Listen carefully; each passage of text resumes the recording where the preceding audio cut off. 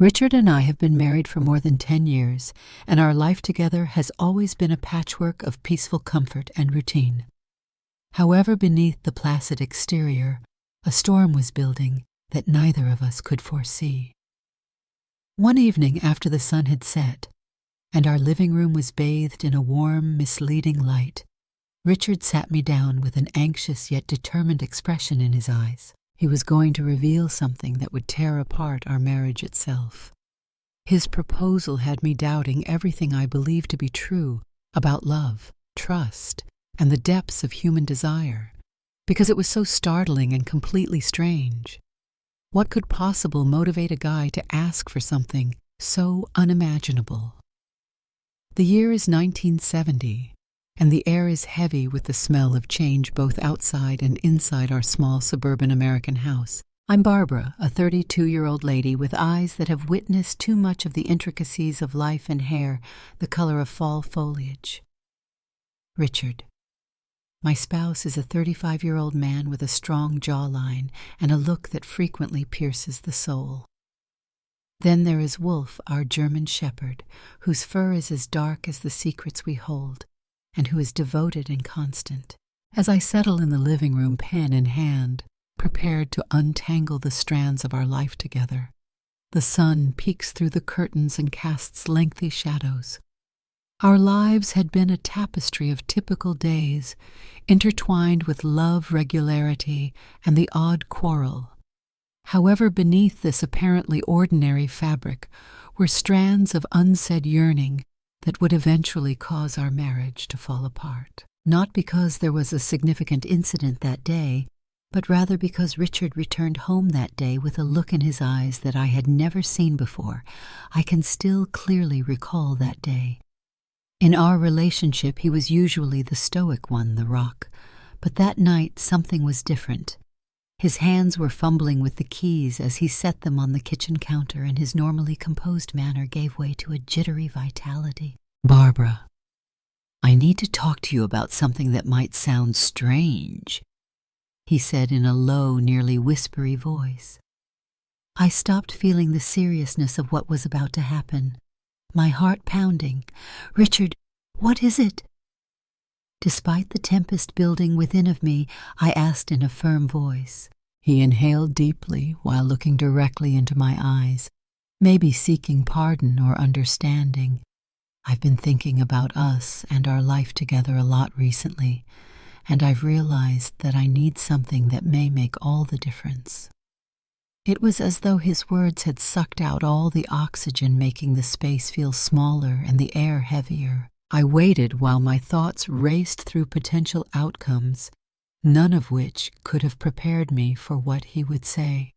His voice was barely above a whisper when he eventually whispered, I want you to be with someone else.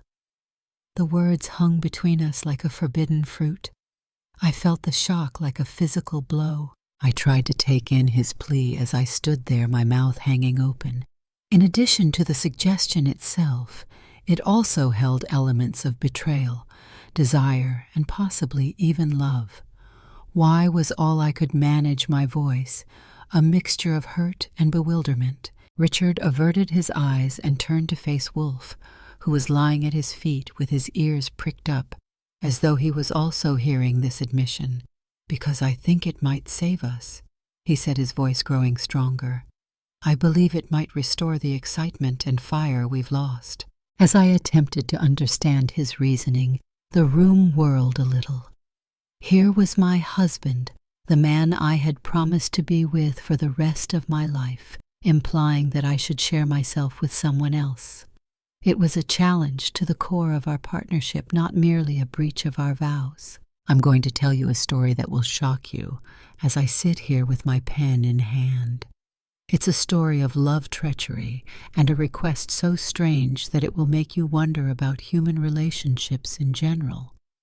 What could possibly motivate a guy to ask for something so unimaginable? The solution is found in the intricacies of human desire, the internal conflicts that go unspoken, and the extent one will go to in order to save a failing marriage. This is not merely a tale of adultery or a straightforward affair. Rather, it is about the unsaid, the yearning that wait for the ideal opportunity to surface. It's about the decisions we make in the face of unforeseen circumstances, the routes we choose when the known becomes too routine, and the secrets that unite us despite their potential to destroy us. It began like any other day. While I was in the kitchen making breakfast, Richard was reading the newspaper, and his coffee was steaming next to him. At my feet stood Wolf, his tail tapping the ground as he waited for a treat. Our house was bathed in a warm glow from the morning sun that came through the curtains, but behind the quiet there was a simmering tension, a silent storm building. Recently Richard had become aloof, his thoughts elsewhere, his gaze frequently absorbed in contemplation. I put it down to work-related stress, but as the days went by his behavior became increasingly strange. He looked at me with a frightened yet determined expression one evening as we sat in the living room after supper. "I've been thinking about our relationship," he said softly. "Barbara."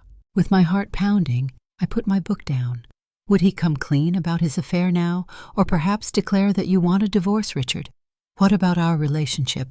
I inquired, my tone revealing the composure I was attempting to preserve. He moved around in his chair, looking at the carpet, and then back at me. "I've been experiencing a sense of disconnection, as if we've lost something along the way." I nodded, too familiar with the sentiment.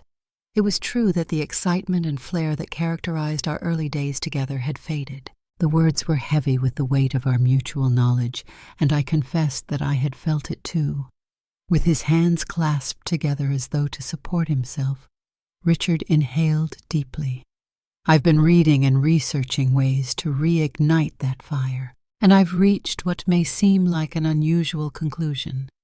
A mixture of intrigue and anxiety swirled inside me as my heart raced. "Richard, what sort of ideas?" He paused, looking for any indication of rejection in my eyes. "It might rekindle something inside of us, if you were to experiment with closeness with someone else. It could rekindle the enthusiasm and excitement we've lost." The world seemed to shrink to the distance between us as the room tilted. Every word he said sent a tremor through my head. "Do you want me to date someone else?" With words that tasted like treachery, I muttered. "Yes," he answered, his tone suddenly solid, as though he had stepped over a boundary inside himself. "I think it might be a means of rediscovering one another and gaining a fresh perspective on one another." His request has astonishing ramifications. It went beyond just physical closeness. It has to do with trust, the cornerstone of our union. And you believe that this will be beneficial to us. Disbelief and a yearning need for explanation were mixed together in my voice. Richard nodded, his face serious. "Others have had success with it. Enhancing what we already have and discovering new dimensions of our love are more important than replacing it." I got up and paced the room while a flurry of emotions swirled inside my head. It was a daring, nearly taboo thought. However, there was a hidden part of me that was excited about the prospect of escaping the routine. Was the risk worth it, though? Would our marriage hold up in this kind of test? Wolf stood up and nuzzled my leg after seeing the strain. In the midst of my mental tempest, his presence provided a little solace. "It's not simply about reviving the excitement, Richard. It's about our commitment and our vows. How do we make sure that what we have won't be destroyed?" He got up as well and approached me, taking my hands tenderly. "We establish limits.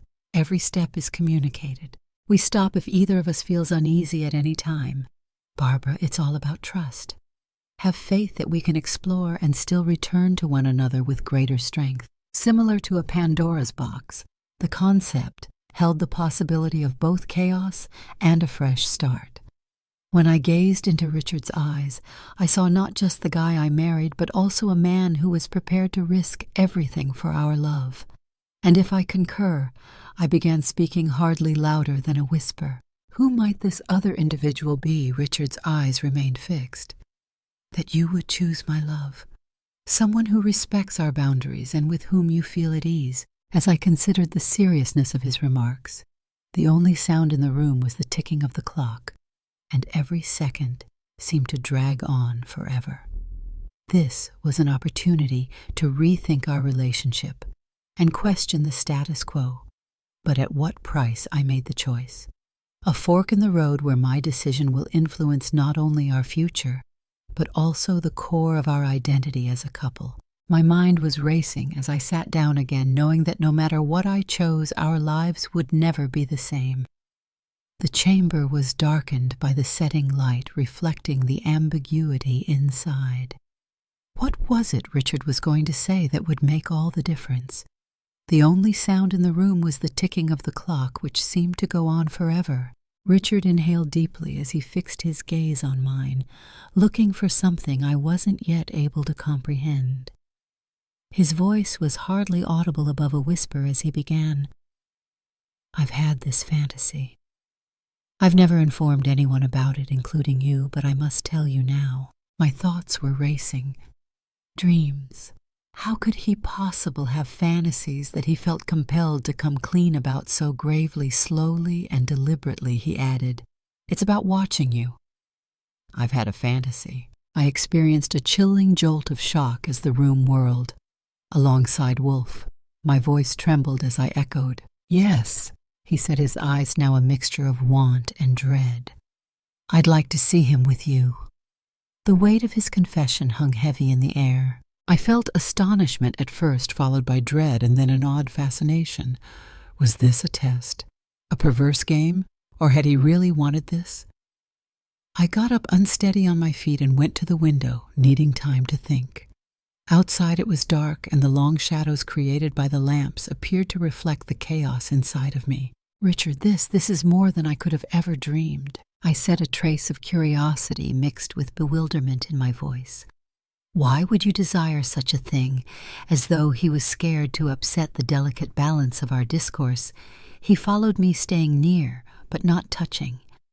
"I've been reading and learning about various lifestyles and methods for rekindling my enthusiasm. Additionally, I've discovered that this type of encounter can be freeing for many couples. Freeing." The word reverberated in my head, contrasting with the pictures his words evoked. However, with Wolf, our canine companion, how could we get closer with that? Richard's tone softened as he explained that it's not about Wolf in particular. It has to do with the deed, the taboo, and the transgression of limits. It's about us going through something so unusual that it can startle us back into feeling alive and connected. I looked at him, looking for any hint of humor or insanity on his face. All I saw, though, was sincerity and a fervent request for comprehension. "And you believe that our marriage would be saved by this? By driving us to such a limit?" He looked straight ahead as he nodded. "I think it might. Barbara, it's more than just the physical act. It all comes down to trust and delving deeply into our aspirations together. It's not just about the act, it's about us." The walls echoed with the weight of his suggestion, making the room seem to be closing in. My thoughts were racing, ranging from disgust to sinister interest. Is this the secret to rekindling our passion? Was it a route to ruin instead? And if I concur, I began speaking hardly louder than a whisper. "How would we go about doing this?" There was a flicker of optimism in Richard's eyes. "We would discuss every aspect and establish limits. It would be regulated and voluntary. And we would stop if you were uneasy at any point. Together we must explore this uncharted area." The concept was very alien and went against everything I had ever learned about intimacy and love. I paused, though, since Richard had a vulnerability in his eyes that I hadn't seen in years. I returned to the couch and sat down while my mind raced. Sensing the tension, Wolf approached and laid his head on my lap, his eyes gazing up at me with a purity that was a sharp contrast to the topic of discussion. "Richard," I responded, sounding more composed, "this goes beyond simply experimenting with new desires. It concerns our relationship and trust." We must do this with the knowledge that it is an investigation of ourselves rather than merely voyeurism. He took my hand and sat next to me. Barbara, I get it. Furthermore, I would never force you to do something you don't feel comfortable doing. This is about us taking a collective step into the future. Once more, the only sounds in the room were Wolf's gentle breathing and the unrelenting ticking of the clock. This was an opportunity to rethink our relationship and question the status quo, but at what price I made the choice. A fork in the road where my decision will influence not only our future, but also the core of our identity as a couple. My mind was racing as I sat there knowing that no matter what I chose, our lives would never be the same.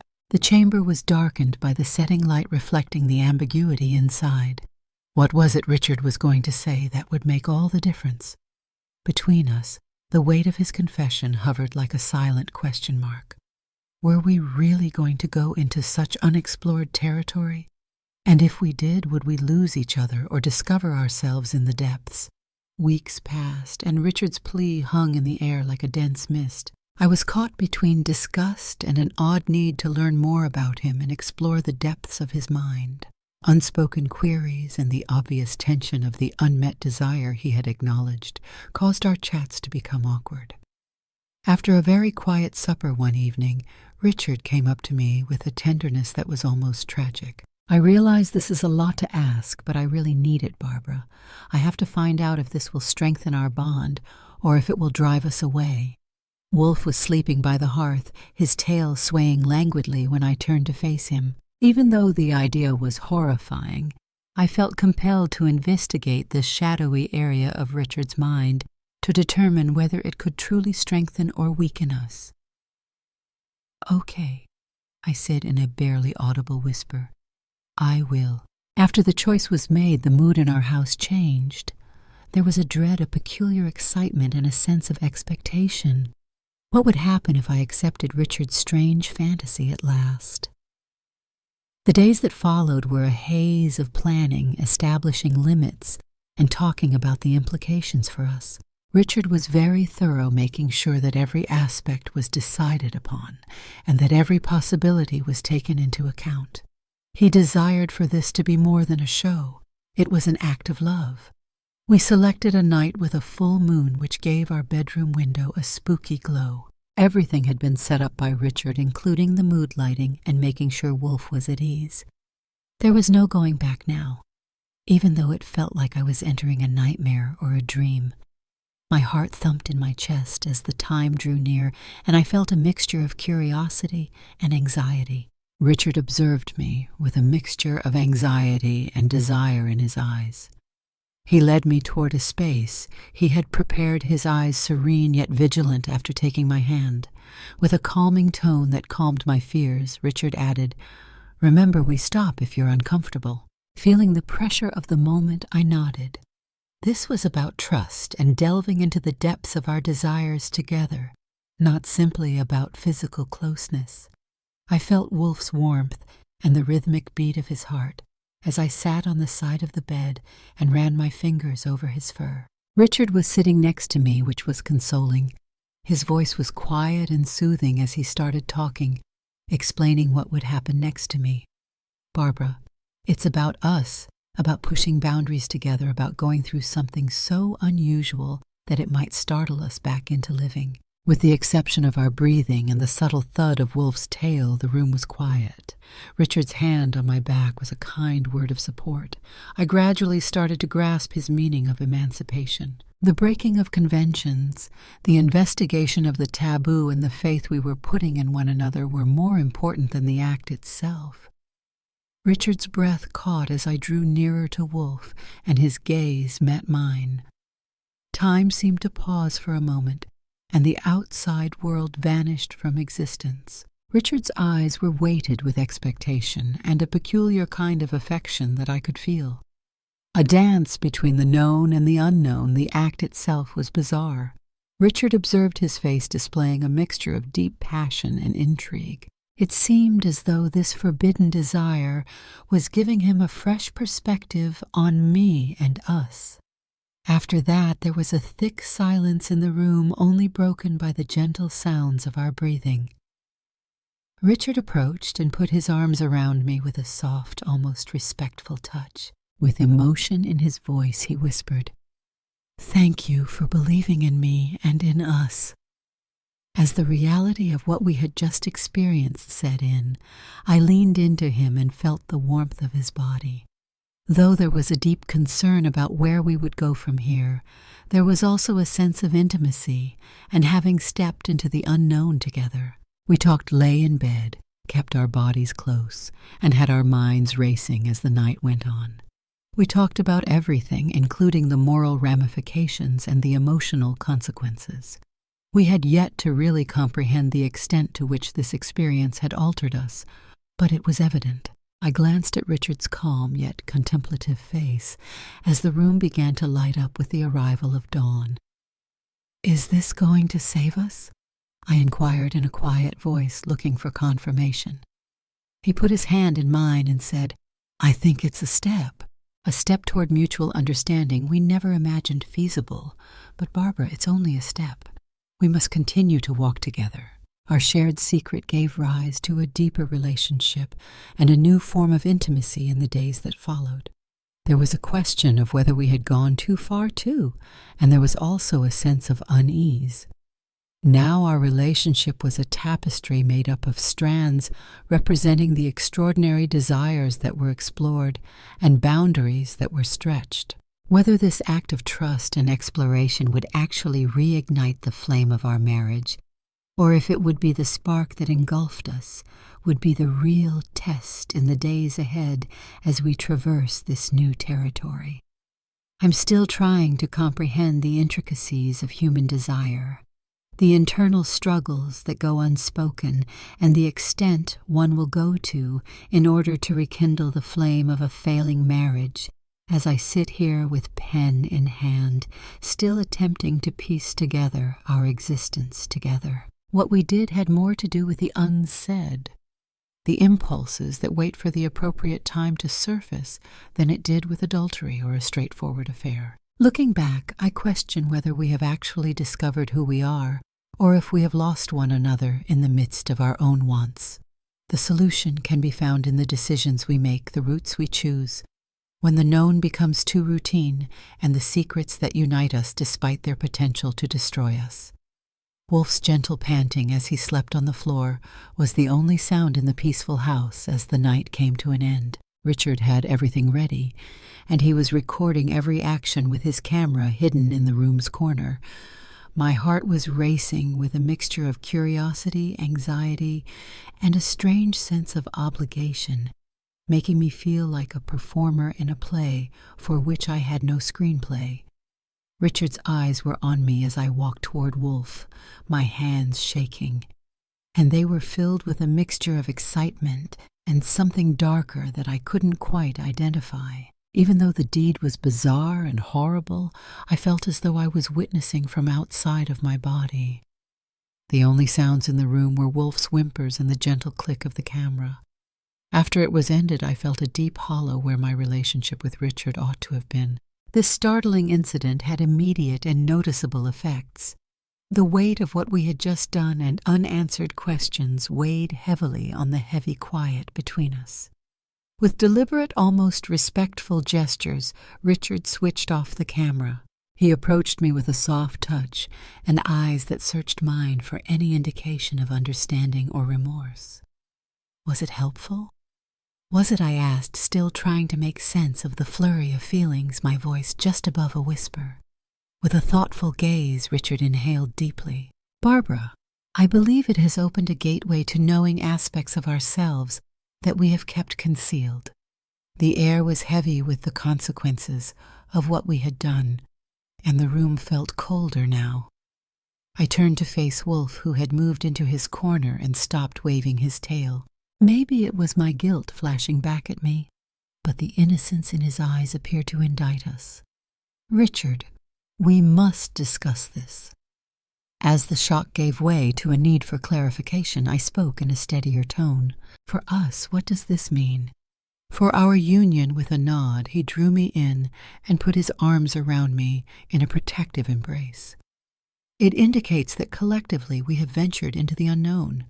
We have a deep connection that has the potential to either strengthen or weaken us. The next discussion was honest and full of guarantees and confessions. Richard expressed his wish to break up the routine and delve deeper into our relationship in ways that were unusual, possibly even taboo. As I listened, I could feel the weight of what he was saying and the layers of our connection revealing uncharted territory. Richard, what about the trust? I pushed, because I had to know what the ground we were now standing on was. After this, can we recreate it? His piercing stare was fixed on me. Barbara, trust is more than simply faithfulness. Sharing everything, including our darker sides, is the goal. That's what we did tonight. The question now is whether we can accept it and learn from it. As the night wore on, we continued to discuss the intricacies of love desire and the moral ramifications of our choices. We discussed boundaries, the need of honest communication, and how this experience could strengthen or weaken our relationship. I sensed a change in myself as dawn drew closer and softly lit our room. In fact, the act had acted as a catalyst, but not in the manner Richard had planned. It wasn't about using shock to rekindle romance. It involved facing our innermost desires and concerns head on. Richard, I need time. It's time to realize what this means for me and for us, I remarked at last, in a stern but gentle voice. With a whispered pledge that we would walk this new path together, he squeezed my hand in agreement. Barbara, we'll go one step at a time, together. The ensuing days were a combination of self-reflection and hesitant strides toward comprehension. We had an unwritten understanding to be cautious when navigating the new dynamics of our relationship, which permeated our encounters. We talked about the incident and the underlying problems that had brought us to that point during our treatment sessions. Richard and I were forced to do a delicate dance of restoring not only our trust, but also our whole conception of intimacy and love. And the camera, which had once been used to record a moment of shock, was now inert and represented a line we had crossed but would never return to. As I sit here now, notepad in hand, I see that what we went through was a deep examination of our mental and psychological landscapes, rather than merely a physical act of closeness. That night's shock has given birth to a more profound and nuanced bond. We now know that love is more than just passionate moments or everyday routines. It also involves confronting the depths of our wants and emerging from them possibly unscathed, but unquestionably transformed.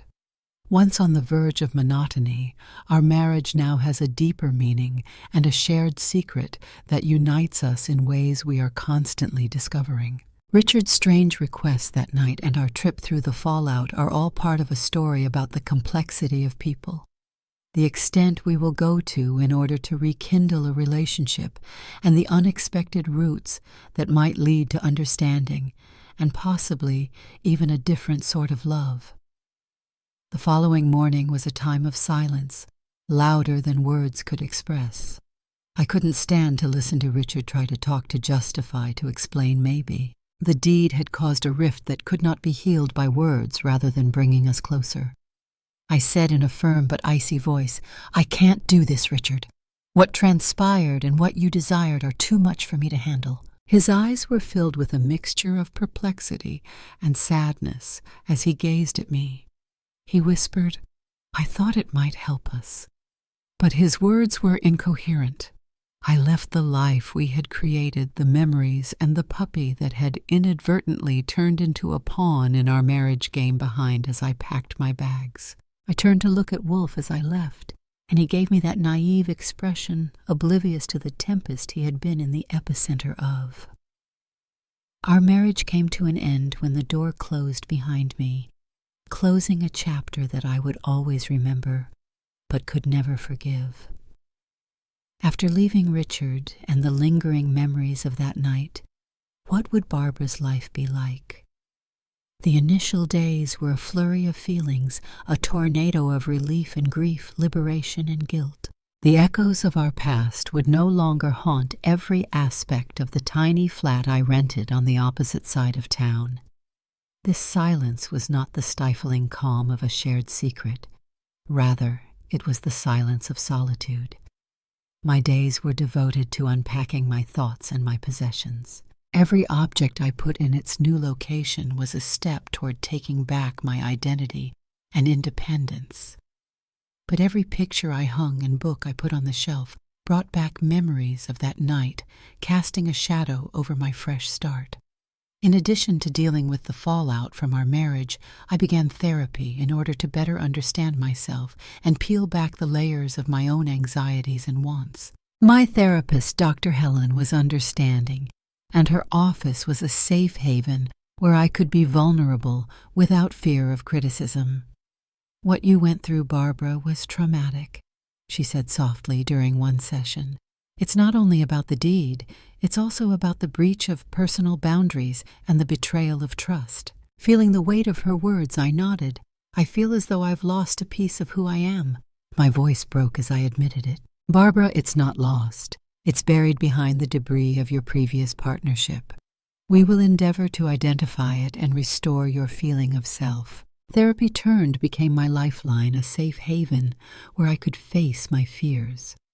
I discussed Richard the intricacies of our relationship and the extent we went to in order to preserve something that might not be salvageable. I talked about Wolf, the innocence he stood for, and how it was destroyed. When I had some alone time, I would sit by the window and observe the passing scenery, wondering if Richard experienced the same sense of loss and emptiness. Did he feel bad about his choice? Was he aware of the seriousness of his request? Months passed, and gradually the jagged edges of my suffering grew duller. I began to interact with the world once more as Barbara, a woman rediscovering her interests, passions, and voice, rather than as the woman who had been Richard's wife. In sharp contrast to the somber silence at home, I joined a book club where the conversations were animated, full of dispute and humor. The stories and the lives of characters who overcame their own struggles and came out stronger gave me comfort. One evening, I was going home with Sarah, a new acquaintance, following a very interesting conversation about a book about love and loss. Her laughter was contagious, and she was lively and full of life. "You look lighter tonight," Sarah said, looking into my eyes. I grinned, and it was sincere enough to reach my eyes. "Yes, I am. I feel as though I'm discovering aspects of myself that I had assumed were vanished forever." She squeezed my hand in solidarity and remarked, "That's brave and beautiful, Barbara." I started to recover during these brief exchanges, these times of connectedness. I had not painted since before I met Richard, so I started up again. In sharp contrast to the subdued hues of my recent past, the colors on my canvas were vivid. Every stroke served as a proclamation of my autonomy and my return to my true self. The nights were still difficult, though. The recollections, the sensation of Richard's eyes on me, and the icy disinterest I experienced throughout that deed were all evoked by the darkness. The quiet of my flat would intensify the sounds of my past, causing me to wake up in a cold sweat. Unable to sleep one night, I made the decision to go for a walk. The moon was shining silver on everything, and the streets were still. After walking to a small park, I rested on a bench and let the refreshing night air calm my racing thoughts. I came to a deep realization while I sat there.